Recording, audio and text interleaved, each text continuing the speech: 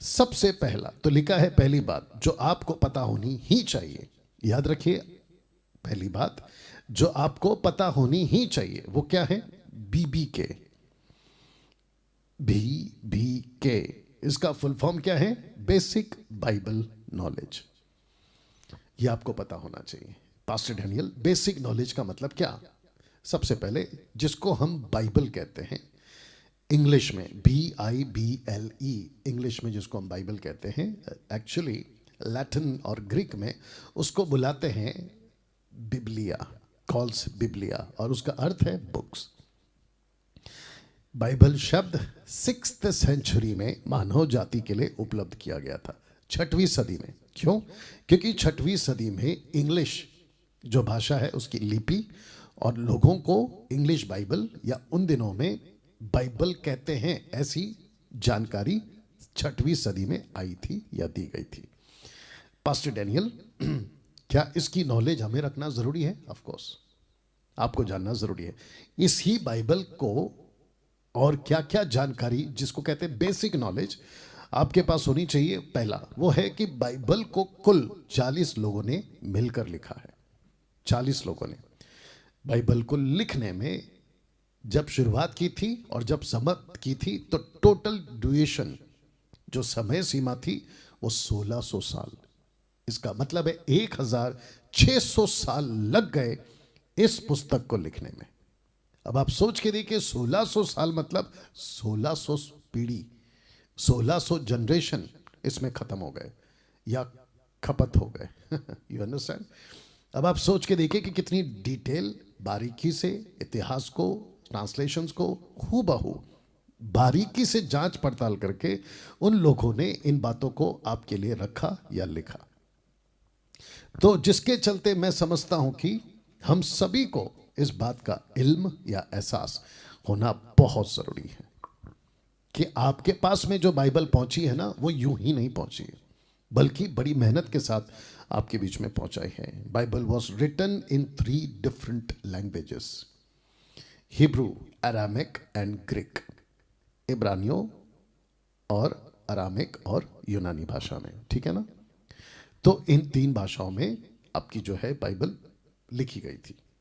चौथा, बाइबल, अब तक बाइबल को 1200 भाषाओं और बोलियों में सफलतापूर्वक अनुवाद किया जा चुका है। यह आपको समझना बहुत जरूरी है। कम से कम 1200 भाषाओं में सफलतापूर्वक अनुवाद किया जा चुका है। अब आप सोच के देखिए, 1200 ओके। पांचवा, बाइबल को 2 भागों में बांटा गया है, एक नया नियम और दूसरा पुराना नियम, ठीक है ना? पुराने नियम में 39 पुस्तक हैं और न्यू टेस्टमेंट में 27 पुस्तकें हैं, ठीक है ना? तो जिसके चलते इस 2 भागों को जब आप पढ़ते हैं, तो आप जब बाइबल को पढ़ते हैं तो आपको 2 भागों में मिलता है, या 2 भागों को आप पढ़ते हैं। छठवां, बाइबल की पुस्तकें कुछ इस प्रकार: मूसा की 5 पुस्तकें, योद्धाओं और राजाओं की पुस्तकें, भजनों की पुस्तकें, नबियों की पुस्तकें, सुसमाचार की पुस्तकें और प्रेरितों की सब पुस्तकें। तो ऐसे करके आपको आपकी जो बाइबल है ना, वो इन हिस्सों में मिलेगी। तो जिसके चलते मैंने आप लोगों के लिए ये सारी लिस्ट रखी है, जैसे कि historical books, rise and fallen of the Jewish nation, और जिस जिस पुस्तक का नाम है आप लोग पॉज करके इंग्लिश में आप उसको पढ़ सकते हैं, जैसे कि Genesis, book of beginning, Exodus, departure of the Israelites end of Egypt, out of Egypt, sorry. ऐसे करके आपको जो है ये पूरी की पूरी पुस्तकें क्या पर्पस से लिखी गई हैं वो आपको पता चल जाएगा। पियोटिकल बुक्स, जो अयूब यानी कि जोब, सहम, भजन संहिता, नीति वचन, प्रोवर्ब्स, सब उपदेशक, एक्लेस्टिक, श्रेष्ठ गीत, सॉन्ग्स ऑफ सोलोमन, और विलाप गीत, लेमेंटेशन। तो ये इसको कहते हैं पियोटिकल बुक्स। उसके बाद में प्रोफेटिक बुक्स, और ये सब हैं। तो जिसके चलते आपके लिए मैंने रखा है कि 4 यानी कि 4 मेजर प्रॉफिट्स हैं और 12 माइनर प्रॉफिट्स हैं।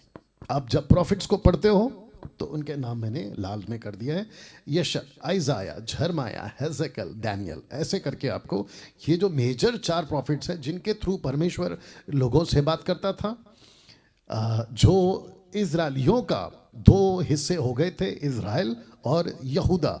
उनको जब परमेश्वर के लोग बात करते थे तो इन सभी की प्रोफेसी आपको वहां पर मिल जाएगी। अब बात करते हैं न्यू टेस्टमेंट की, 27 बुक्स की।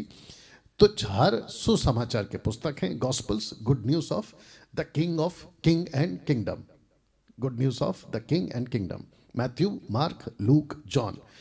Acts, the kingdom come, Dai kingdom come, excuse me, वो है प्रेरितों की किताब, यानी कि अपोस्तल से, एक्ट्स ऑफ अपोस्तल्स। फिर उसके बाद में एपिस्टल्स आते हैं, पुस्तकें आते हैं, और ये सब नाम लिखे हैं जिसके लिए आप लोग पॉज करके पढ़ सकते हैं। आखिरी पुस्तक है रेवलेशन, जो कि अपोक्लिप्टिक है, ठीक है ना, things that must shortly come to pass. तो ऐसे करके आपको जो कहते हैं ना बेसिक नॉलेज बाइबल की, ये आपको होना बहुत ज़रूरी है। क्यों?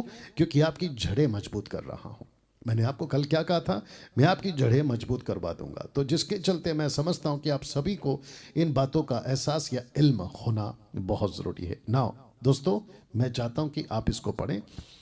लूका की किताब, उसका 10वां अध्याय वचन 26, the book of Luke chapter 10 verse 26, लिखा है कि उसने उससे कहा, किसने? यीशु ने, कि व्यवस्था में क्या लिखा है, तू कैसे पढ़ता है?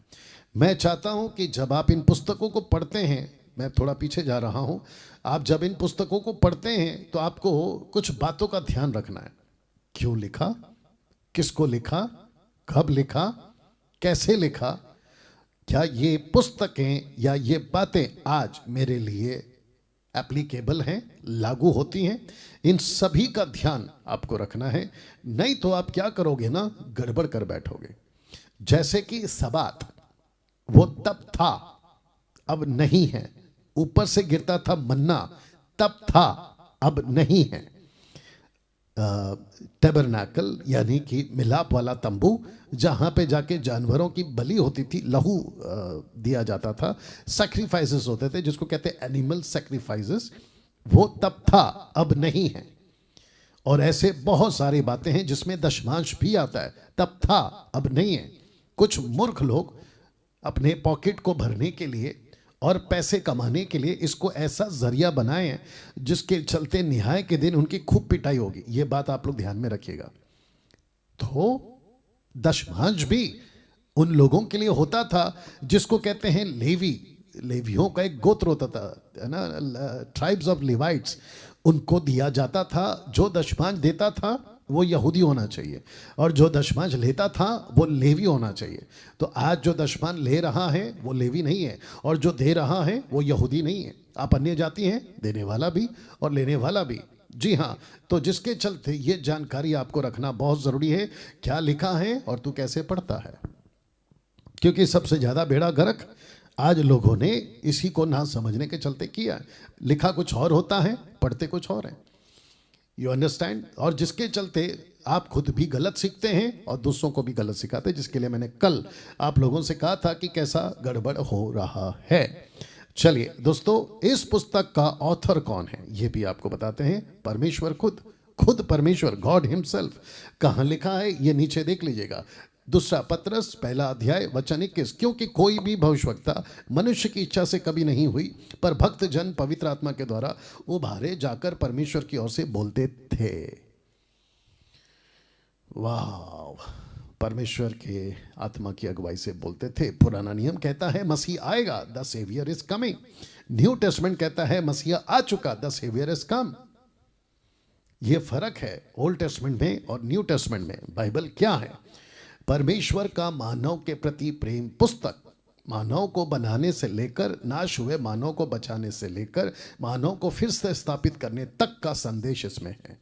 तो ये क्या है? बाइबल परमेश्वर का प्रेम पत्र या प्रेम पुस्तक। क्यों? क्योंकि यूहन्ना 3:17, नॉट 16 के बाद वाला 17 कहता है कि परमेश्वर ने अपने पुत्र को जगत में इसलिए नहीं भेजा कि उस पर दंड की आज्ञा दे। इसका मतलब क्या है कि वो सजा नहीं देगा जो यीशु पर विश्वास करेंगे, बल्कि लिखा है उसके पहले का वचन 16 कहता है कि उसने जगत से प्यार किया। तो जिसके चलते लिखा है कि उसने ये प्रेम पत्र मानव जाति के लिए दिया है, जिसको हम बाइबल कहते हैं ना दोस्तों। उस बाइबल को पढ़ते वक्त में आपको ये ध्यान रखना है कि ये परमेश्वर का प्रेम पत्र है। तो जिसके चलते जब मैं इसको पढ़ता हूं तो मुझे परमेश्वर का प्रेम दिखाई देता है, उसके बाद उसकी क्षमा दिखाई देती है, उसके बाद उसका जो है मेरे प्रति वादा किया हुआ कि मैं आऊँगा और तुमको लेकर जाऊँगा, उसके बाद मुझे अनंत काल का जीवन का प्रॉमिस दिखता है, उसके बाद मुझे आखिरी चीज़ दिखती है कि अगर मैंने उस मसीह को जिसको मैंने पाया है अगर मैं संभाल कर नहीं रखता हूँ तो ये सब खो दूंगा जो मैंने अभी बताया। वाह! तो इसके चलते मेरा फर्ज है कि मैं आपकी आत्मिक बुनियादें, जड़ें मजबूत कर सकूं।